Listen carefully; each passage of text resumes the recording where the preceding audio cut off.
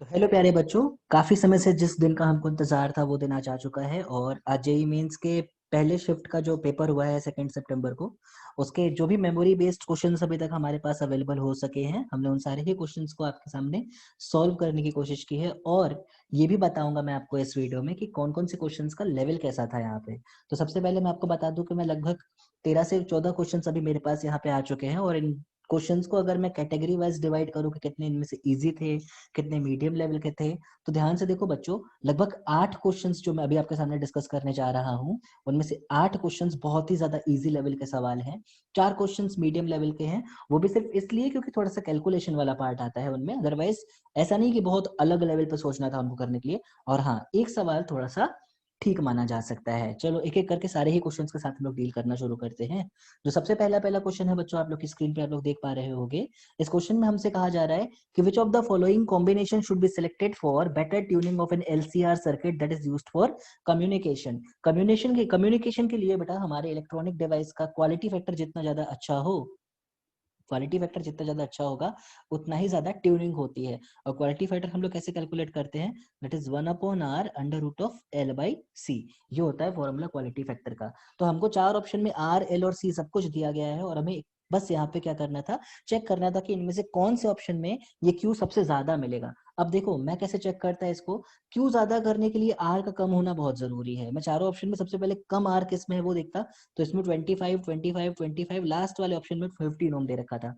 अब मैं last option की ही एल की बात करूं बेटा, तो वो बाकी तीनों ऑप्शन से ज्यादा है। और लास्ट ऑप्शन के सी की बात करूं तो वो बाकी तीनों ऑप्शन से कम है। विच मीन्स लास्ट ऑप्शन हमारी सारी ही कंडीशंस को सेटिस्फाई करता है जिससे कि क्वालिटी फैक्टर को बढ़ाया जा सके। तो डी ऑप्शन हमारे इस क्वेश्चन का आंसर होने वाला है बच्चों। डी इसका हमारा आंसर होने वाला है। चलो बच्चों अगला सवाल देखते हैं हम लोग। The order of resistance of tungsten, copper, aluminium and mercury. देखो बहुत ही ज्यादा आसान सवाल है। हमको बोल रहा है कि इनमें कौन सा रेजिस्टेंस, किस मटेरियल का, किस एलिमेंट का रेजिस्टेंस दूसरे वाले से ज्यादा या कम है। तो फिलहाल मैं बात करता हूँ कंडक्टिविटी की। अगर मैं बात करूँ बच्चों आपसे, तो कॉपर सबसे ज्यादा कंडक्टिव है इन सब में से, हम अच्छे से जानते हैं। एल्यूमिनियम उसके बाद आता है, टंगस्टन उसके बाद आता है, और Hg सबसे कम कंडक्टिविटी यहाँ पे शो कर रहा है। तो फिलहाल ध्यान से देखो, अगर ये कंडक्टिविटी का ऑर्डर है तो जाहिर सी बात है रेजिस्टेंस का ऑर्डर ठीक इसका उल्टा होने वाला है। मतलब रेजिस्टेंस में कॉपर की रेजिस्टेंस सबसे कम होगी, उससे ज्यादा होगी एल्यूमिनियम की, उससे ज्यादा होगी टंगस्टन की, और सबसे ज्यादा होगी बेटा Hg की। देखो जरा पहला पहला ऑप्शन चेक करो, उसमें कहता है कॉपर की रेजिस्टेंस टंगस्टन से कम होनी चाहिए। और हमने जो ऑर्डर यहाँ पे बनाया है उसमें भी हमें दिख रहा है कि कॉपर की रेजिस्टेंस टंगस्टन से कम होती है। तो जाहिर सी बात है ए ऑप्शन हमारे सवाल का सही आंसर होने वाला है। चलो बच्चों हम लोग अपना नेक्स्ट क्वेश्चन देखते हैं। इस क्वेश्चन में हमसे कहा गया है अ block of mass 3m is suspended by a meter scale or rod of mass small m as shown in the figure. If the tension in string A is equal to k times of mg, then the value of k is, चलो equilibrium की बात की गई है। देखो ध्यान से, सबसे जरूरी होता है बेटा किसी भी क्वेश्चन को सॉल्व करने के लिए फिजिक्स में, अगर वो मैकेनिक्स का क्वेश्चन है तो प्लीज उसकी एफपीडी जरूर बनाएं। अब देखो ध्यान से, इस पर्टिकुलर पॉइंट पे हमारे को जो टेंशन लग रहा है बेटा वो टी ए है। इस जगह पे जो टेंशन है बच्चों वो टी बी के बराबर है उस एंड पे। बिल्कुल सेंटर ऑफ मास से mg फोर्स नीचे लग रहा होगा, और एक एक्स्ट्रा मास जो हमने 3m रखा है उसका 3mg यहाँ पे लग रहा होगा। हमें टेंशन एट पॉइंट ए, मतलब ए स्ट्रिंग की जो टेंशन है, हमें इस पे इसको कैलकुलेट करना है और देखना है कि इसका mg से कैसा रिलेशन है। तो जब इक्विलिब्रियम है तो जाहिर सी बात है यहाँ पे रोटेटरी और ट्रांसलेटरी दोनों इक्विलिब्रियम होगी। मैं डायरेक्ट अगर सवाल को करना चाहूँ तो मैं सिर्फ रोटेटरी इक्विलिब्रियम के लिए टॉर्क बैलेंस करूंगा, वो भी इस पॉइंट के अबाउट। तो मैं क्या लिख सकता हूँ कि T A into 100 is equal to mg into 50 plus 3mg into 25। क्यों? क्योंकि 3mg से इस पॉइंट की दूरी कितनी होने वाली है बच्चों? 25 सेंटीमीटर के बराबर।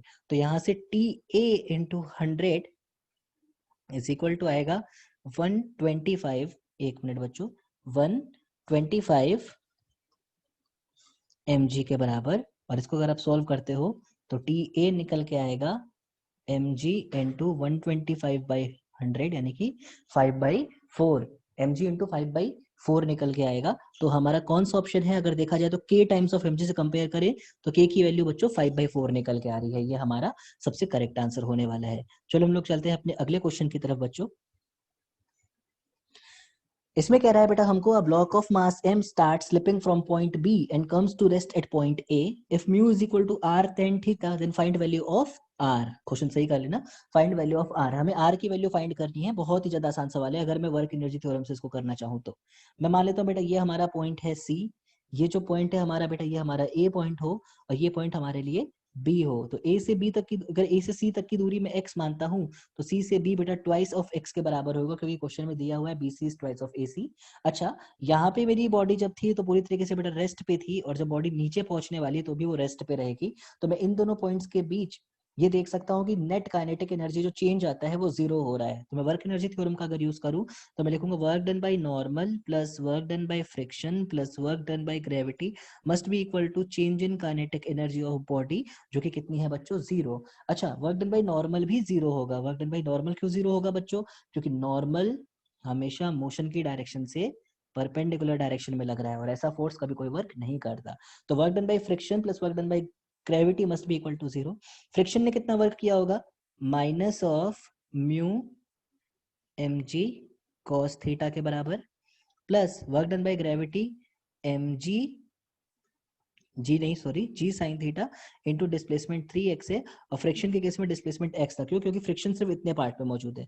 तो माइनस का mu M G cos theta into X plus 3mg, sorry हाँ, mg sine theta into 3x must be equal to zero. यहाँ से अगर mg से mg कैंसिल करें तो यहाँ से म्यू इज इक्वल टू निकल के आएगा बेटा 3 टाइम्स ऑफ टेन थीटा, और इसको हम लोग अगर r tan थीटा से कंपेयर करते हैं तो हमारे r की वैल्यू निकल के आएगी बच्चों 3 के बराबर। ठीक है, r की वैल्यू कितनी आने वाली है बच्चों, 3 के बराबर आने वाली है। चलो शाबाश बच्चों, हम लोग अपना अगला क्वेश्चन देखते हैं। ये क्वेश्चन है जो थोड़ा सा अच्छा है, जिसको मैं मीडियम लेवल का मान सकता हूँ।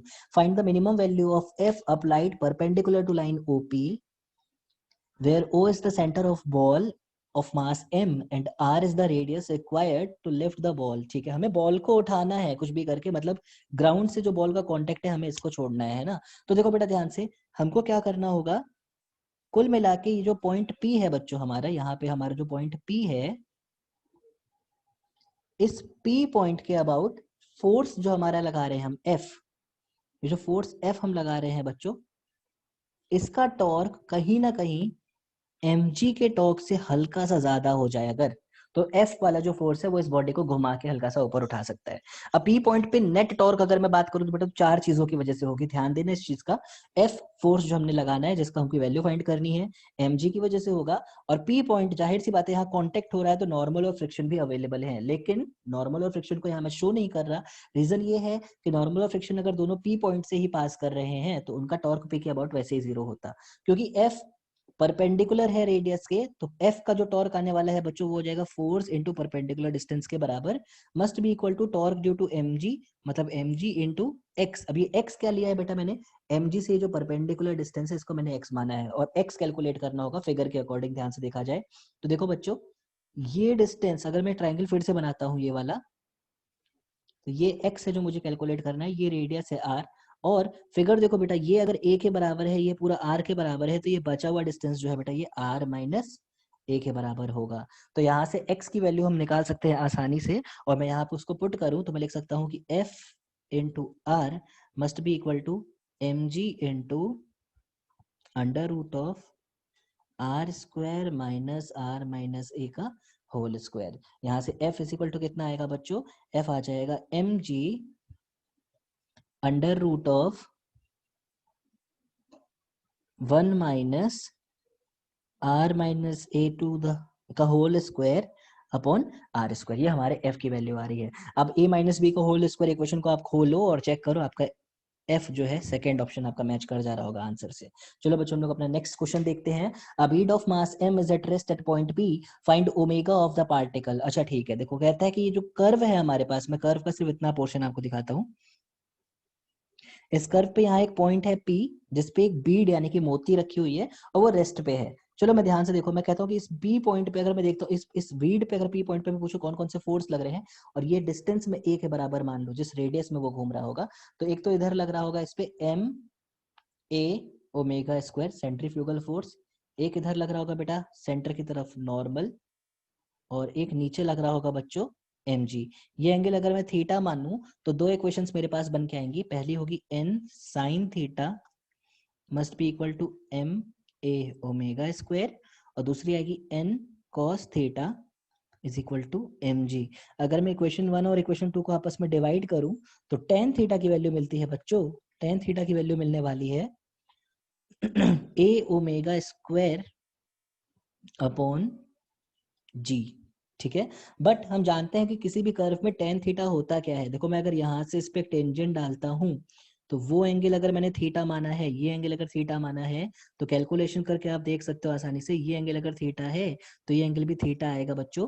और ये एंगल अगर थीटा आता है, देखो ये थीटा, तो ये 90 माइनस थीटा, तो ये थीटा, तो ये थीटा, तो tan थीटा स्लोप हो जाएगा इस कर्व का। अगर y बराबर 4cx स्क्वायर दे रखा है तो यहाँ से dy बाई डी एक्स आने वाला है बेटा 8cx के बराबर, और x की वैल्यू हमारी कितनी है, a के बराबर, तो tan theta is equal to हो जाएगा 8ca।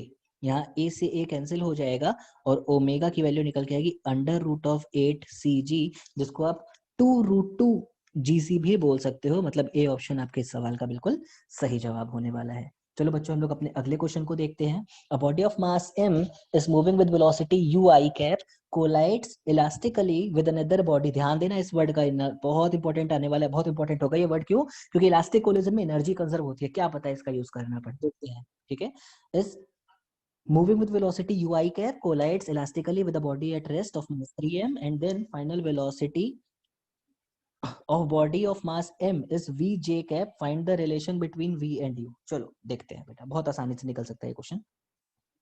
सबसे पहले x डायरेक्शन की बात कर लेता हूं मैं। तो x डायरेक्शन में देखा तो पहला स्टार्टिंग में ये पार्टिकल है m मास का, ये पार्टिकल है 3m मास का, ये u स्पीड से जा रहा था, ये 0 स्पीड से था।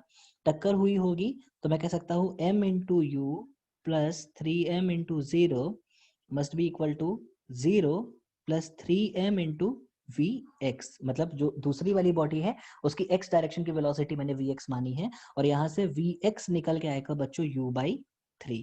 चलो शाबाश, ये हमारे पास एक इक्वेशन हो गई।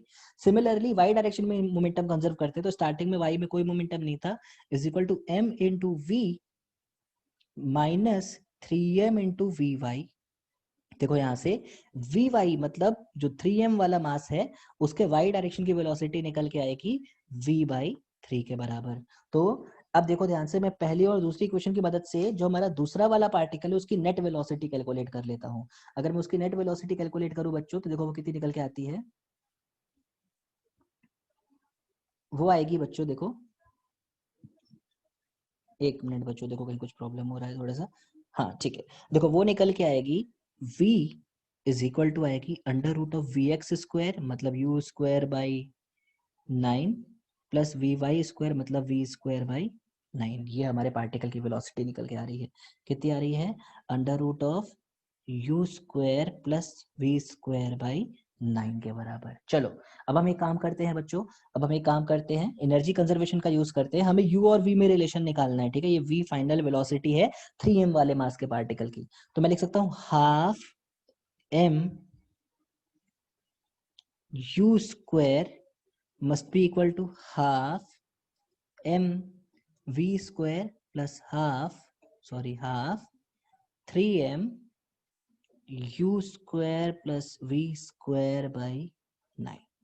ये रिलेशन आता है, देखो ध्यान से, मैंने इनिशियल और फाइनल एनर्जी दोनों को कंजर्व किया है। अब इस इक्वेशन में m से m हर जगह कैंसिल हो सकता है, हाफ से हाफ हर जगह कैंसिल हो सकता है, और ध्यान से देखो यहाँ पे 3 से 9 कैंसिल होकर 3 बच सकता है, तो ये बचेगा u square is equal to V square plus U square by 3 plus V square by 3। यहाँ से इसको अगर आप सॉल्व करते हो तो ये निकल के आएगा 2u square by 3 is equal to 2u square by 3 is equal to 4v square by 3। 3 से 3 कैंसिल हो जाएगा, यहाँ से u इज इक्वल टू निकल के under root 2 times of v। ये हमारा रिलेशन निकल गया है। देखते हैं ऐसा कोई ऑप्शन था हमारे पास कि नहीं था। अगर हम चेक करें बच्चों तो एक ऑप्शन है हमारे पास u is equal to √2 times of v। देखो ये दे रखा है हमारे पास एक ऑप्शन, यही हमारा आंसर हो जाएगा इस क्वेश्चन का। चलो बच्चों हम लोग अपने नेक्स्ट क्वेश्चन को देखते हैं, बहुत ज्यादा आसान सवाल है।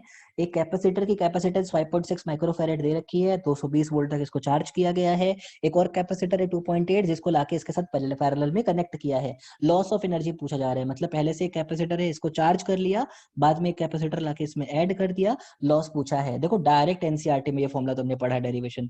हीट लॉस का फॉर्मूला होता है C1 C2 V1 minus V2 का whole square upon 2 times of C1 plus C2। एक मिनट बच्चों, हाँ 2 times of C1 plus C2। देखो तुमको C1 दे रखा है क्वेश्चन में 5.6 माइक्रोफैरेड, C2 दे रखा है 2.8 माइक्रोफैरेड, V1 दे रखा है 220। V2 की वैल्यू तुम लोग बेटा 0 ले लेना और बस यहाँ पे पुट करके तुम अपना आंसर निकालो। चारों ऑप्शंस में से एक ऑप्शन डायरेक्ट मैच कर जाएगा और वहां से तुम्हारा आंसर जो है तुमको मिल जाएगा। चलो बच्चों हम लोग अपने नेक्स्ट क्वेश्चन को देखते हैं, और ये बेहद आसान सवाल है। अगर फ्लूइड मैकेनिक्स में आपके टीचर ने इसका डायरेक्ट फॉर्मूला बता रखा होगा तो कहता है cylindrical container rotates with constant angular speed omega is equal to 10 radian per second. The radius of cylinder is 5. Find h as shown in the figure at which the water is in equilibrium। देखो हमको एक relation पढ़ाया जाता है कि ये जो curve बनता है, ये जो कर्व बनता है इसकी इक्वेशन होती है y is equal to omega square X square upon twice of G. y is equal to omega square X square upon twice of G. हमको y की वैल्यू फाइंड करनी है। ओमेगा स्क्वायर की वैल्यू हमें दे रखी है, देखो कितनी, 10 का स्क्वायर हो जाएगा बेटा 100, x मतलब रेडियस हो जाएगा 5 सेंटीमीटर का स्क्वायर हो जाएगा 25, ठीक है, omega square X square upon 2 times of gravity 10 हम लोग ले लेते हैं। तो ये कितना आएगा बेटा 1.25। देखो सेंटीमीटर में ही निकालना है तो मैंने छोड़ दिया सेंटीमीटर में, 0 से 0 कैंसिल हो रहा है बच्चों। 25 को 12.5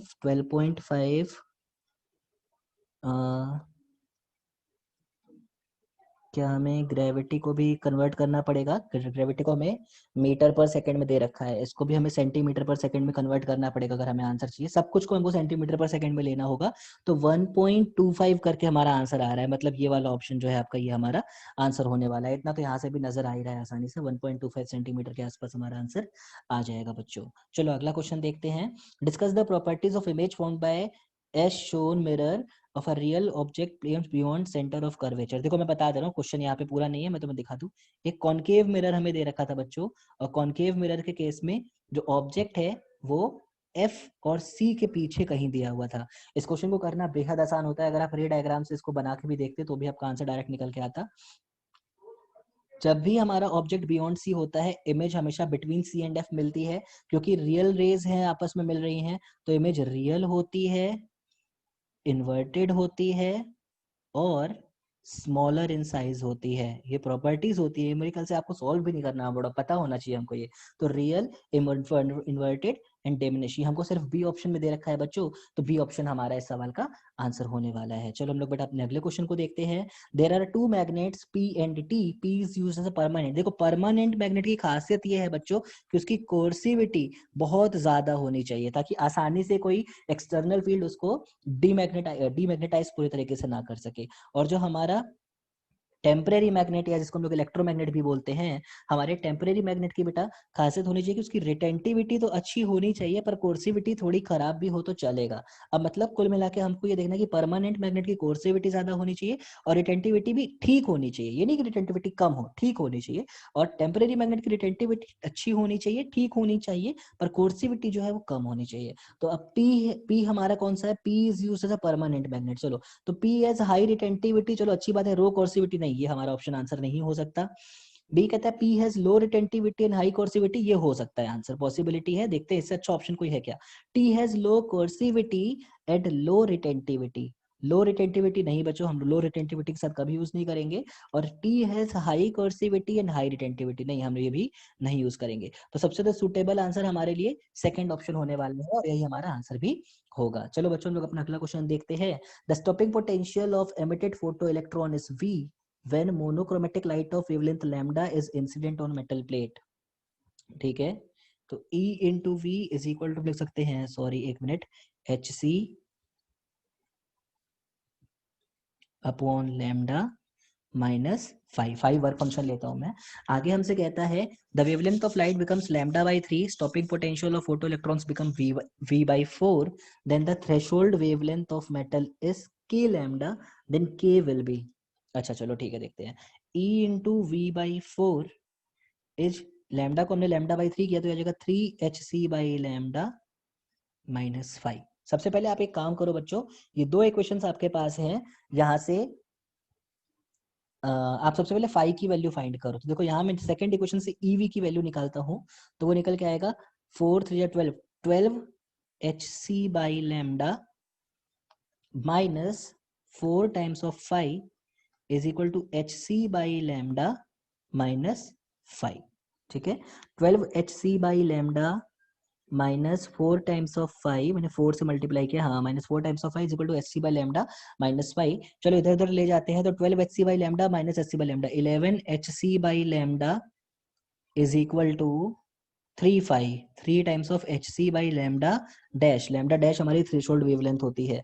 तो यहाँ से देखो ध्यान से बच्चों, hc से hc कैंसिल हो सकता है और लैम्डा डैश निकल के आएगा 3λ/11 के आसपास। तो थ्रेशोल्ड वेवलेंथ इज के लैम्डा। एक मिनट बेटा, एक बार चेक कर लेते हैं कहीं हमने कुछ गलती की है। The stopping potential of emitted photoelectron is V when monochromatic light of wavelength lambda is incident on the metal plate. If the wavelength of light incident becomes λ/3, the stopping potential of photoelectrons become V/4. V/4 तो EV0/4 is equal to hc/λ dash, जो कि λ/3 था, minus work function of a metal constant ही रहेगा 5। तो हमने यहाँ पे कोई गलती तो नहीं की है, यहाँ पे हमने सेकंड इक्वेशन को 4 से मल्टीप्लाई किया तो 12 hc/λ minus 4 phi is actually hc/λ -5। तो 11 hc/λ is equal to -5 + 4 pi 3 phi, 3 phi मतलब 3 टाइम्स ऑफ hc/λ डैश। यहाँ पे लैम्डा डैश मैंने थ्रेशोल्ड वेवलेंथ मान रखा है। ठीक है बच्चों, कोई दिक्कत नहीं है। हम इस क्वेश्चन को एक बार और से चेक करके मैं आपको बताता हूँ, कहीं ना कहीं कुछ पर्टिकुलर इन्फॉर्मेशन में मुझे प्रॉब्लम लग रही है। फिलहाल स्टार्ट हम लोग करते हैं एक नेक्स्ट क्वेश्चन को। इस क्वेश्चन के साथ हम लोग बाद में डिस्कस करेंगे, कोई इशू नहीं है। जो हमारा अगला क्वेश्चन है, देखो वो कितना ज्यादा आसान हमको दे रखा है बच्चों।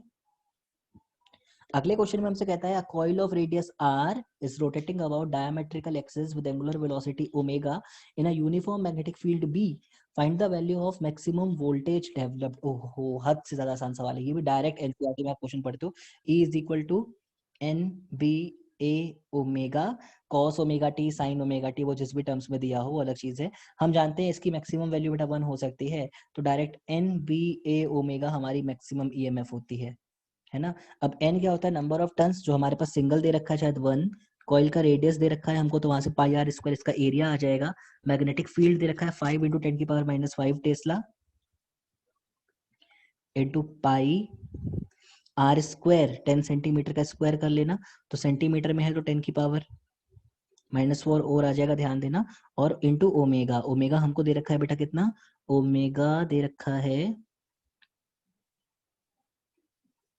देखो ओमेगा नहीं दे रखा पर हमें दे रखा है for half rotation it takes times of 0.2 second. तो एक कंप्लीट रोटेशन में 0.4 सेकेंड लगेगा, मतलब 2π/0.4 ये हमारा ओमेगा होने वाला है। ओमेगा क्या होता है, एंगल अपॉन टाइम, तो 2π मतलब एक पूरे कंप्लीट रिवोल्यूशन का एंगल अपॉन 0.4, ये ओमेगा हो जाएगा, इनटू ओमेगा कर देंगे। बस आप सिंपल मल्टीप्लिकेशन है, इसको आप खुद से कर लो और इसका इंटीजर टाइप आंसर जो भी आ रहा होगा वो आपके पास आ जाएगा बहुत ही आसान तरीके से। चलो बच्चों हम लोग एक और क्वेश्चन देखते हैं। 3 moles of oxygen is mixed with 5 moles of argon at T temperature, total internal energy. तो इंटरनल एनर्जी की बड़ी खासियत होती है, वो सिर्फ F/2 nRT पे डिपेंड करती है। ठीक है, एन यहाँ पे नंबर ऑफ मोल्स होता है, एफ डिग्री ऑफ फ्रीडम होती है। तो ऑक्सीजन के लिए देखो, मैं ऑक्सीजन के लिए बता दूं, ऑक्सीजन O2 मॉलिक्यूल है, डिग्री ऑफ फ्रीडम 5 लेनी है, बल्कि आर्गन के लिए मोनोटॉमिक है तो इसके लिए हमको डिग्री ऑफ फ्रीडम 3 लेनी है। अच्छा, नंबर ऑफ मोल्स दोनों के दे ही रखा है। ऑक्सीजन के लिए अगर n की बात करो तो हमको 3 दे रखा है, और इसके लिए अगर हम लोग नंबर ऑफ मोल्स की बात करें तो हमको 5 दे रखा है बच्चों। तो बस एक काम करो, वैल्यू पुट करो, तो 5/2 into 3RT plus 3/2 into 5RT, ये कितना आएगा, 15RT/2 प्लस 15RT/2, 30RT/2। ये देखो सिंपल सिंपल सा आंसर थर्ड वाला ऑप्शन जो है हमारा निकल के आ रहा है। तो बच्चों ये थे कुछ memory based question JEE mains के सितंबर 2 को हुए फर्स्ट शिफ्ट के एग्जाम के और कुछ क्वेश्चन अभी बचे हुए हैं, वो जितनी जल्दी मुझे मिलते हैं बच्चों में सेकंड पार्ट में उनको भी अपलोड करूंगा। एक क्वेश्चन जो यहाँ पे थोड़ा सा इशू दे रहा था, मैं चेक कर लेता हूँ वहाँ पे कहाँ मिस्टेक हो रही है, क्वेश्चन में हो रही है कि कहीं कुछ डाटा हमने गलत लिया है, जो भी हम वहाँ पे चेक कर लेते हैं। और बच्चों प्लीज इस चैनल को सब्सक्राइब करिए, क्योंकि हम बहुत जल्द सारे अच्छे अच्छे कॉलेजेस, किस रैंक पे कौन सा कॉलेज आपको मिल सकता है, कौन सी ब्रांच का प्लेसमेंट कैसे चल रहा है, इन सारी चीज़ों को लेकर हम आपके पास आने वाले हैं। टाइम टू टाइम हम आपको अपडेट देते रहेंगे, कौन कौन से और एग्जाम्स है जो आप अपेयर कर सकते हो, क्या स्ट्रेटेजी होनी चाहिए, इन सब के ऊपर हम काम करेंगे। तो उम्मीद है आपको ये वीडियो पसंद आया होगा। प्लीज़ इस चैनल को सब्सक्राइब करें, अपने छोटे भाई बहन से इस चैनल को सब्सक्राइब करवाएं। और हाँ, मैं ये भी बताना चाहूँगा कि बहुत जल्द हम लोग क्लास 9 से लेके क्लास 12 तक के बहुत ही सुंदर वीडियोस लेके आने वाले हैं। एक एक टॉपिक कवर करेंगे, अच्छे लेवल तक जाएंगे, तो आपके भाई बहन को उससे बहुत फायदा होगा। प्लीज आप उनसे कह के ये चैनल सब्सक्राइब करवाएं। चलिए, बहुत बहुत शुक्रिया, धन्यवाद।